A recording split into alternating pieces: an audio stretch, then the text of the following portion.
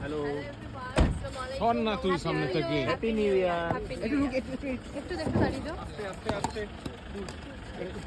অনুষা অনুষা কলকাতার রসগোল্লা খাওয়া হয়েছে? আরে মানে আছে না যে কলকাতা তো কালচার, ফেস্টিভ, ফুড, হিস্ট্রি সব কিছুতে মানে দুর্দান্ত একটা শহর। তো সেখান থেকে আমার কাছে মনে হচ্ছে খাওয়া দাওয়া, রসগোল্লা, ফুচকা, মাছের ঝোল, চিকেন কষা সব কিছু মিলেই আছি।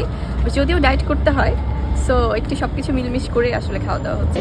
দর্শকরা বা এই যে যারা সাংবাদিকরা আছেন সম্মানিত, আমার ভালোবাসার সাংবাদিকরা, আপনারা অনেক কভারেজ দিয়েছেন আমাকে এবং দিয়ে থাকেন আমার বাংলাদেশের কাজ নিয়ে। তো সেই সৌভাগ্য হয়নি আমার আগে আপনাদের সাথে দেখা করার, এটি হলো এই ফ্ল্যাশব্যাক সিনেমার মাধ্যমে।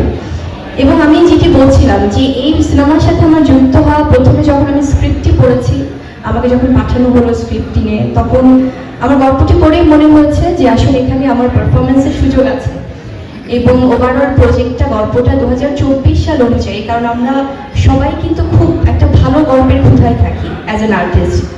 আমরা মানে আমাদের জেনারেশন বলবো উই আর ভেরি আনফর্চুনেট যে আমরা খুব ভালো স্ক্রিপ্ট কিন্তু পাই না সবসময়, এবং একটা ভালো টিম কিন্তু পাওয়াটা খুব ভাগ্যের ব্যাপার হয়ে যায়, যেটা হয়তো বা গোল্ডেন টাইম আমরা যেটা বলি, আগে যারা কাজ করেছেন লেজেন্ড তারা খুব সহজেই পেতেন।